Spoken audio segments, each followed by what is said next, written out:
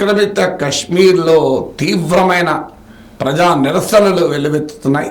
ఇది శుభ పరిణామం. పాక్ ఆక్యుపైడ్ కశ్మీర్ అంటే మనకు తెలుసు, భారతదేశంలో భాగం అది. కానీ పాక్ ఆక్రమణలో ఉన్నాయి. ముజఫరాబాద్ ఇట్లాంటి కొన్ని ప్రాంతాలు ఉన్నాయి, గిల్గిట్ బల్తిస్తాన్ అని. సో ఇవన్నీ పాక్ ఆక్యుపైడ్ కశ్మీర్గా మనం భావిస్తాం. పాక్ అడ్మినిస్ట్రేటెడ్ కాశ్మీర్ అని పాకిస్తాన్ అంటుంది. మన జమ్మూ కాశ్మీర్ అసెంబ్లీలో సీట్లలో ఈ పాక్ ఆక్యుపైడ్ కాశ్మీర్కి సంబంధించిన అసెంబ్లీ సీట్లు కూడా ఉంటాయి, అవి ఖాళీగా పెడతారు. మన దేశ చిత్రపటంలో కూడా పాక్ ఆక్యుపైడ్ కాశ్మీర్ని మనం మన దేశంలో భాగంగానే చూపెడతాం. సో పాకిస్తాన్ ఆక్రమిత కాశ్మీర్ భారతదేశంలో అంతర్భాగం. ఎన్నడో ఒక రోజు తిరిగి మనము పిఓకేను స్వాధీనం చేసుకోవాల్సిందే. అన్ఫినిష్డ్ టాస్క్ అదే.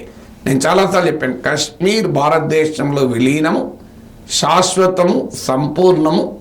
It is permanent and irreversible. దీన్ని వెనక్కి వచ్చే అవకాశమే లేదు.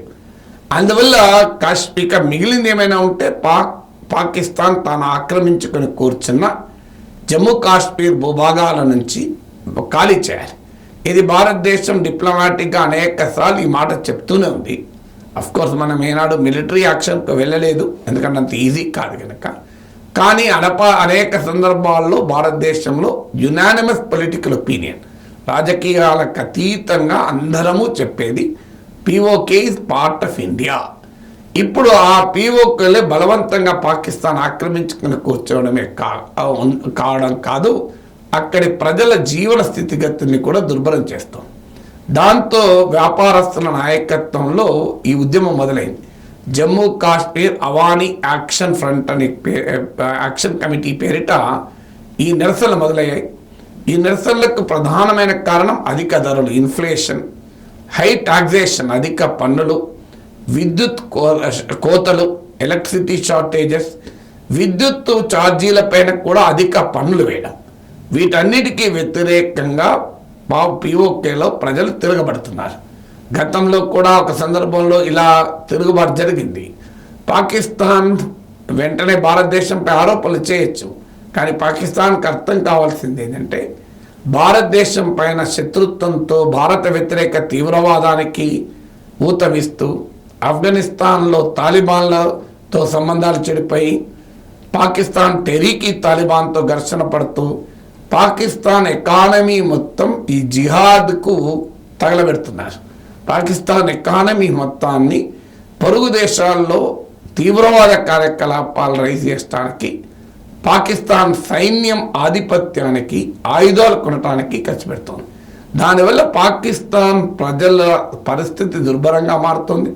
బెలూచిస్తాన్, ఖైబర్ పఖ్తూన్ఖ్వా లాంటి ప్రాంతాలలో ప్రజలు స్వేచ్ఛ కొరకు తిరుగుబాటు చేస్తున్నారు. బెలూచిస్తాన్ లిబరేషన్ ఆర్గనైజేషన్ ఉంది. అలాగే పాకిస్తాన్ ఎకానమీ ఏ స్థితిలో ఉందంటే ఆ దేశ ప్రధాని చెప్పాడు, ఫ్రెండ్లీ నేషన్ దగ్గరికి వెళ్ళినా మన బిచ్చగాళ్ళలాగా చూస్తున్నారు అని. ఇలాంటి పరిస్థితుల్లో ఉన్న పాకిస్తాన్ తన మిలిటరీ స్టేట్ను కాపాడుకోవటానికి, తన టెర్రరిజాన్ని ప్రోత్సహించడానికి ప్రజల జీవితాల్ని దుర్భరం చేస్తున్నాయి. దాని రిఫ్లెక్షన్ ఇవాళ పాక్ ఆక్యుపైడ్ కాశ్మీర్లో ఈ తిరుగుబాటు. అంటే ఇది మొదలైంది ధరలకు వ్యతిరేకంగా, పన్నులకు వ్యతిరేకంగా. కానీ ఇవాళ వాళ్ళు నినాదాలు ఇస్తున్నారు, మాకు ఆజాదీ కావాలి అని, మాకు స్వేచ్ఛ కావాలి అని, మా హక్కులకు రక్షణ కావాలి అని ఇవాళ పిఓకేలే ప్రజలు తిరగబడుతున్నారు. ఈ నిరసనలు ఇప్పటికీ 90 మంది గాయాలయ్యాయి, ఒక పోలీస్ అధికారి చనిపోయాడు కూడా. సో ఆ స్వేచ్ఛ కొరకు పాక్ ఆక్రమిత కాశ్మీర్లోని ప్రజల తిరుగుబాటు తప్పనిసరిగా ఒక శుభ పరిణామం.